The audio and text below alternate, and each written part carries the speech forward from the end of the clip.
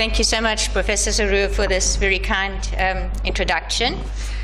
So it is indeed an enormous privilege to be part here at this festive symposium, and I would therefore like to start my presentation with what is usually at the end, which is acknowledgements. And I would like to gratefully acknowledge a team of clinical excellence that has been at the forefront of a commitment to universal access to reproductive health.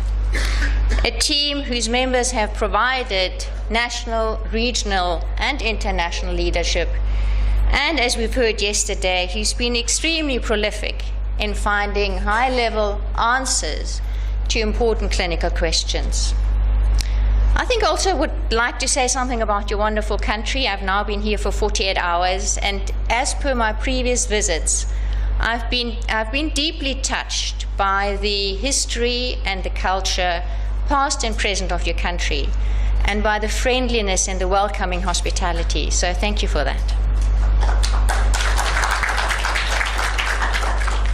I come from the other end of Africa, and I work at this institution, which is a level 3 referral center in the public and academic health sector of South Africa. And I realize that in the context of Africa, we are a well-resourced institution. But even so, we are resource restricted, and we understand resource restricted environments.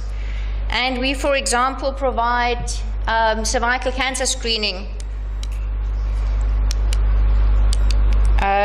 through shipping containers, as shown on the right-hand side. And the poorest of our poor patients will be coming from informal settlements, as shown on this slide. It has been said that it is the role of physicians to cure sometimes, to relieve often, and to comfort always. And I think this is arguably no more important than in the field of infertility, where despite our best efforts, our patient may not get pregnant. And I think where, on the other hand, we are at risk of getting so focused with pregnancy rates and laboratory standards that we may lose out on the opportunity to comfort our patient. The psychosocial consequences of infertility have first, and I think best, been classified by Dyer and Morali, and they propose that the reality of infertility causes suffering across a continuum of 6 levels of ever-increasing severity. And I will take you through these levels in a moment, and I will show you some evidence from developing countries regarding these levels. But also important to note that in developed countries, these consequences rarely exceed level 2, whereas in developing countries, they are really lower than level 3. And these differences relate to differences in lineage, to family structure, and the overall importance of childbearing and the value of children.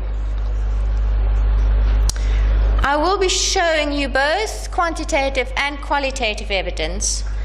And this beautiful quote from Michael Ondaatje just reminded me recently, and I think captures very well the power and the value of qualitative research. And just to remind us that qualitative research has got a scientific rigor which is as valid and important as that of quantitative data collection. It's just different.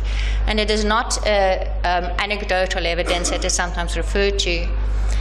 For those of you who haven't read the book, Anil is a forensic anthropologist who works in Sri Lanka addressing current and past darkness, which refers to political crime. And also to remind us that human suffering is not always easily expressed in p-values. I too have, of course, done quantitative research, and this is an earlier study that we did at my institution, where we measured psychological distress and depression or psychological stress levels in infertile women and compared them to fertile controls, and infertile men compared to fertile controls. We used a generic instrument, the Symptom Checklist 90R, which with 90 questions generates 9 primary symptom scales such as anxiety, depression, interpersonal sensitivity, hostility, and 3 global markers of distress. And according to our results, infertile participant had higher T-scores, meaning higher levels of distress, on all subscales and the 3 global markers. And if we compared infertile women to infertile men, then infertile women scored higher than infertile men. Here's a study from your own country, a quality of life study, which showed that women with primary infertility scored lower on 3 out of the 5 test domains of this instrument, reported overall lower health status, more mental health issues, and increased financial difficulties, and I will address those in the later part of my talk. At level 3 of this model by Dyer and Morali, mild abuse and social isolation forms part of the reality of infertility. Women report being ridiculed, scorned, talking about their back. They feel marginalized in the family. They may be excluded from family festivities or community festivities. And in Africa, very often infertile women may be accused of witchcraft, which is a further justification to prevent them having contact with other people's children. And the reference at the bottom by Van Balen and Bos gives a very good summary. It's a review article on the psychosocial consequences in developing countries. At level 4, isolation, social isolation turns into a loss of social status. It has been well documented. We know that, particularly in developing countries, adults often derive social status from their children, particularly from the number of sons they have. And then, of course, fertility is often contextualized in a religious meaning as well, in that children are a blessing of God or the gods or the ancestors.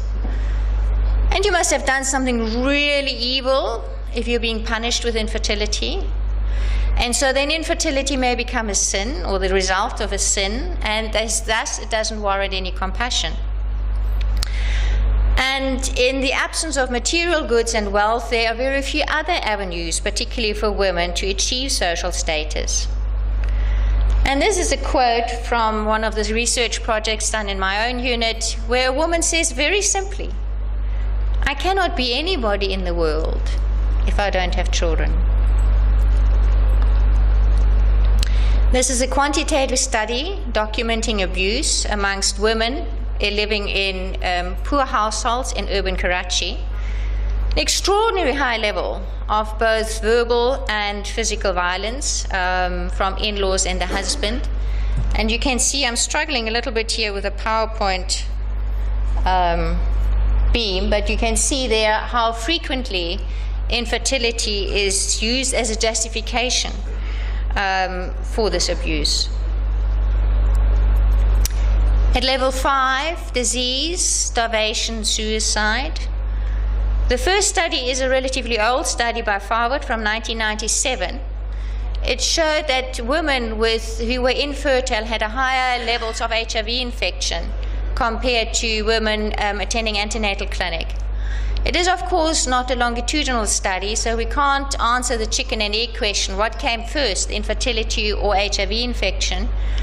But we do know from the social science literature and anthropological data that in many countries, not in all countries, in many countries infertility will lead to high-risk sexual behavior amongst both men and women who will be looking for additional sexual partners in the attempt to overcoming the problem of infertility.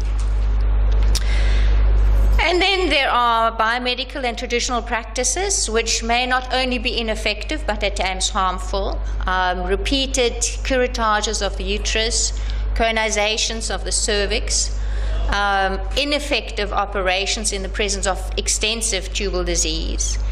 And traditional practice is also richly described by an anthropologist who I believe has been working with the IVF Center in Egypt, Marcia Einhorn, describing that some of these practices may be offensive.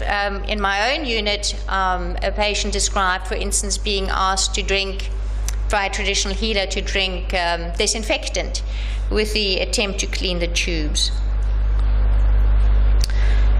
And here again, from a qualitative study from Papri Nahar, he's an anthropologist working in Bangladesh, a young woman saying very simply, many days I just starve. And this is attributed to her inability to conceive. And then finally, what is being referred to as lost dignity in death. And what do we mean by that? We know that in many African countries, funeral traditions are exceedingly important. And I think that probably nowhere more important than in Egypt. I had the opportunity to go to the Valley of the Kings yesterday. So at the very least, if you don't have a child, there's no one to conduct the funeral and to mourn for the deceased after his or her death. But moreover, burial rites themselves may be altered. Dead bodies may be buried with a marker to inform the god or the ancestors that the body was barren.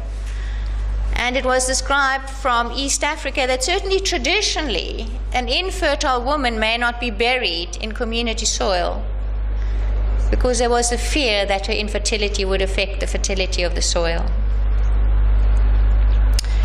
And here from a relatively recent study, a man participating in a focus group discussion on voluntary, which is very rare, and involuntary infertility in Nigeria, saying that if an infertile person dies, it is as God has never created him. Because the moment he dies, everything concerning him also dies. So there are, of course, some important variables. I'm not saying that these consequences affect each and every infertile person, but I am saying that these consequences do exist and they are not that infrequent. So what are these variables? An important variable is status, social status. Higher social status, certainly for women, to some extent, can protect them against the stigma of infertility. But it often comes at a cost of isolation, of extreme privacy, to avoid contact with other people. And social support mitigates the consequences of infertility, a supportive husband, a supportive family, a supportive community. But again, also remembering that the stigma of infertility in itself acts as a barrier to such support. And then also very important to do what we are doing and to carry on doing that, reproductive health education and access to infertility treatment. It is very important. It gives people hope and it gives people alternatives. And that again was captured by Marcia Unhorn in this very good review published last year in Human Reproduction Update, Infertility Around the Globe. And the authors speak about the embracement of ART in many Muslim countries in the Middle East, and mentioning Egypt amongst those, and that the availability and the accessibility of IVF has helped to shift gender stereotypes, has helped couples to stay together at times of adversity, and it seems to be beginning to soften the stigma of infertility. And so in this last part of my presentation, I was asked to do in the title of my lecture, talk a little bit more about the financial implications. And this are very much part of the psychosocial and economic reality of infertility, particularly at level 3 and 4, according to this model, and into level 5. So unfortunately, infertility offers many avenues to economic hardship in developing countries. In the first instance, there's a loss of child-generated income. You can see in your own environment, just walking through the streets, how often children are part of trying to make a living. Then there are many laws and traditions which disadvantage particularly infertile women. Land claims are negotiated through number of children. There are laws of inheritance. An infertile woman may not always be allowed to inherit from her deceased husband. The wealth would go to children. The rights of living in a compound after her husband's death. The payment and the repayment of bride wealth in the case of infertility. And divorce and abandonment of infertile women. And here again a quote from Bangladesh about an elder speaking about the pain that she experienced when her daughter was thrown out of the household when she couldn't give her husband a child. how much the family had to pay to generate the bride wealth in the first instance, and how she feared for her household if they had to try and remarry the woman again. Of course, an infertile woman has got very poor prospects in general of being remarried. And in many developing countries, the elderly very strongly rely on old age support from their children. And instead of showing you data, I'm showing you this beautiful statue, which some of you may have seen. It's outside WHO in Geneva, and I believe it's also in Washington, D.C.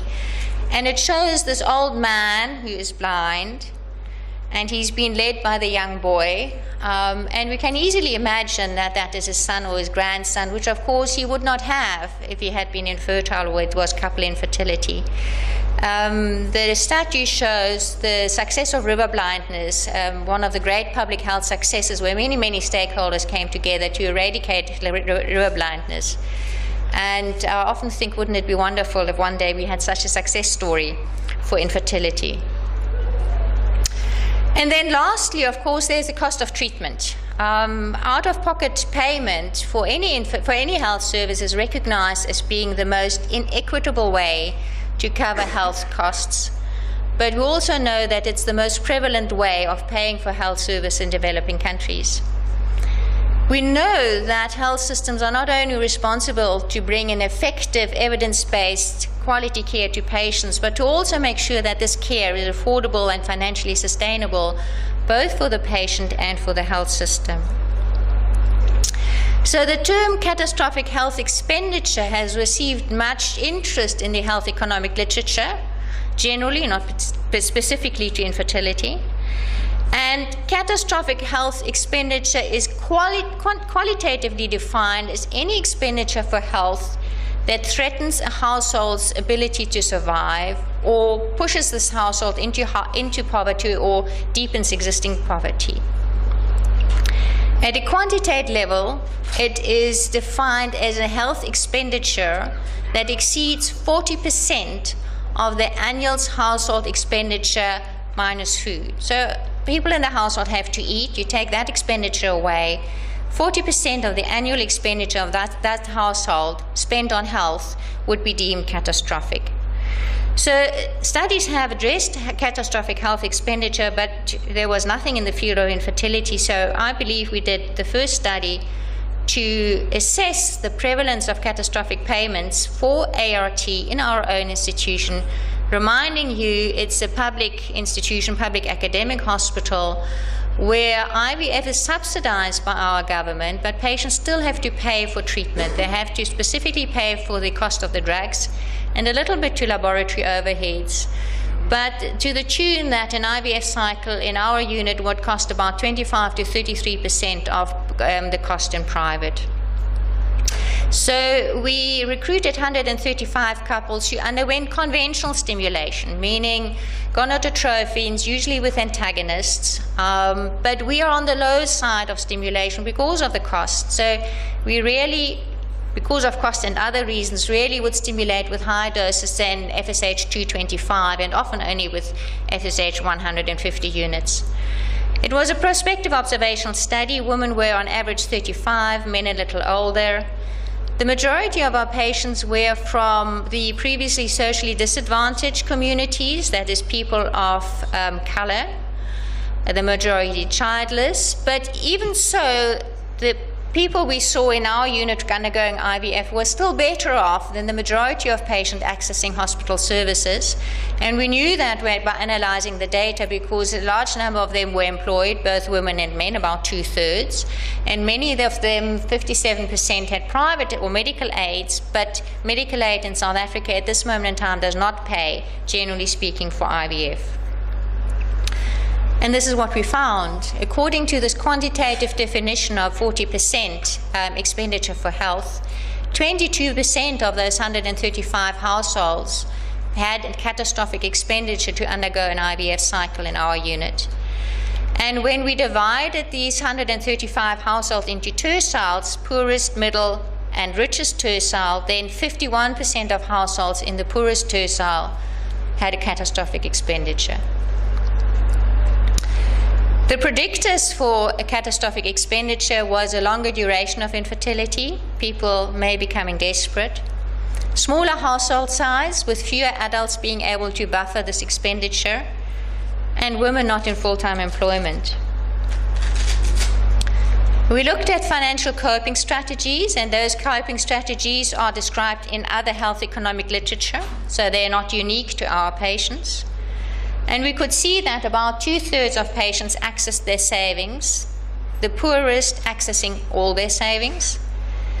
Just over 40% took on loan. Not that many sold assets, but nearly every household reduced their expenditure, with the poorest often reducing expenditure on food and on accommodation, meaning they may move into cheaper accommodation or move in with family in order to afford this IVF cycle.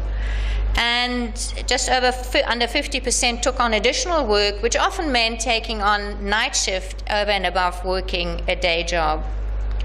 So coping is not always a correct name here, because many were actually not coping. And we have just completed a follow-up. 2.5 to 5 years later, we were able to, out of the 135 couples from the original study, follow up 73 couples. 40 of those had a new expense. In many instances, this was a child. 23 out of 73 had recovered across the 3 criteria of debt, saving, and assets, meaning they had no more debt, they had recovered their savings, and they had regained sold assets. But 60% had not. And if we looked at the recovery across the 5 ranges of these coping strategies, then it was just over 10%. The remaining households were still either having debt, not regained their assets, had not regained their savings, were still reducing household expenditure, or were still taking on additional work. So these are very sobering results. It does beg the question, who is responsible to protect households from this expenditure? Is it the health system? Is it the patient should may make better decisions? Should we be offering IVF if this is the financial impact on patients? But then again, not offering IVF often leads to similar catastrophic expenditure, potentially through non-effective interventions and through traditional health care. In our own unit, we certainly have moved towards soft and softer stimulation of IVF and careful financial counseling, but I think we need to push strongly for third-party payment for infertility. So in summary, I've shown you a continuum of psychological and social consequences on 6 increasing levels of severity. I believe they are at the core of why we care and why we do what we do. Of course, there are other reasons why we care and should care about the problem of infertility. And these have been captured on the Figo fertility daisies, on the 8 petals of the Figo fertility daisy. And just to briefly mention that this is the first tool in a box of 7 tools that was generated by the Figo Reproductive Medicine Committee. And it's currently being distributed, and you can find it on this website. And the idea of these tools is to help healthcare providers everywhere in the world, but especially in developing countries, to manage and help patients with infertility. Chairman, ladies and gentlemen, I would like to conclude that we need to be informed about the reality of infertility in our communities, the psychological, social, economic implications. We need to be conscious how they affect our individual patient. We need to be compassionate about our patient's suffering. We need to be skillful in how we use our precious and limited resources. And we need to be tireless in advocating available and affordable infertility health care. And if we do all of that, then maybe we can live up to the hope that patients put into us. Maybe to cure sometimes, to relieve often, and to comfort always. I thank you for your attention.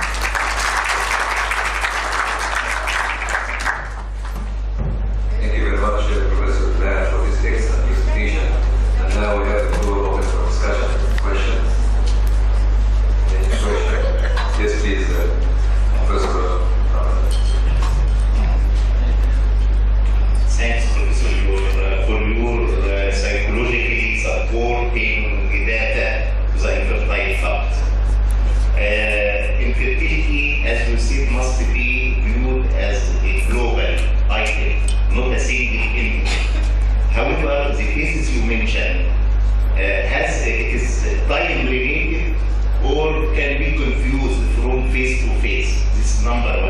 Number two, any psychological impact on the infertile couple, especially the woman, are associated with hormonal abnormalities in the form of increased prolactin, with its reflection on the menstruation in the form of amenorrhea, irregular cycles, and problems like that as we know and face in our clinics. What is your proposal to support such poor couples? That's almost another talk in its own to answer those questions, and they're very important and they're very difficult. I think to take the second question first, very briefly, does infertility cause distress, and can distress worsen the prognosis as far as infertility is concerned?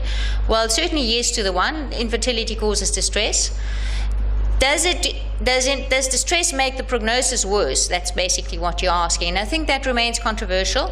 Part of the problem is that stress levels are extremely difficult to measure consistently. Do you take biochemical markers? Do you take psychological markers? But there was a recent paper, I think it was the ESHRE keynote address as well in the last Congress, which showed that they looked at stress hormones from a buccal smear, and they showed women who took longer to conception had higher stress markers.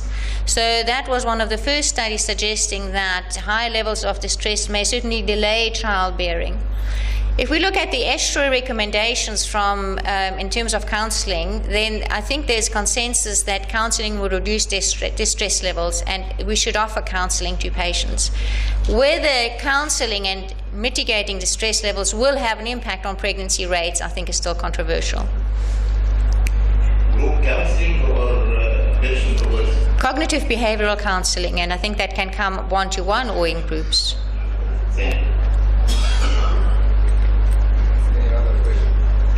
Any other question?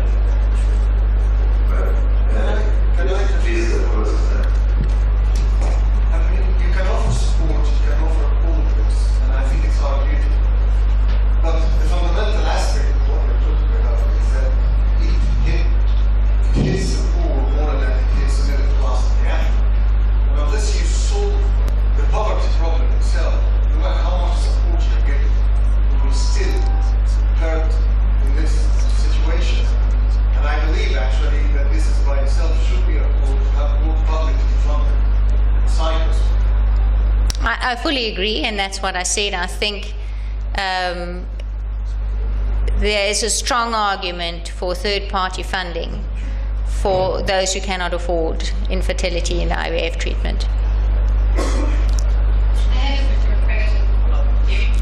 yes, please. I was really surprised that the mean age of the women were 55 years old. It's quite old. I was expecting that in developing countries the mean age would be much younger. So don't you think that we should help women to have children before getting fertile?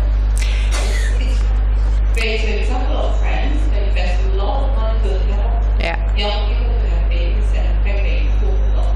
Yeah, I fully agree. Thank you for your question. I think it's a question of health education, but in my community it's also a problem of late referral, which we are trying to address through outreach and through referral criteria. But we know again from research we've done that women go in and out from healthcare providers trying to access effective care. And that's certainly in the past, and we try to rectify that. But there is a negative attitude to the management of infertility.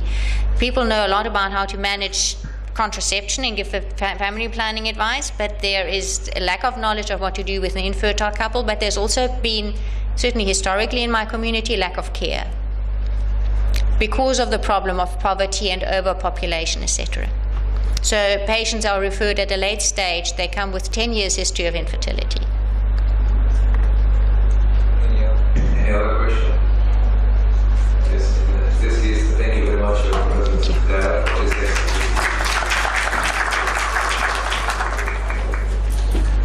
Give me a great pleasure to ask my colleague and friend and the mother of IVF in Egypt, to introduce Dr. Magat Mansour, really.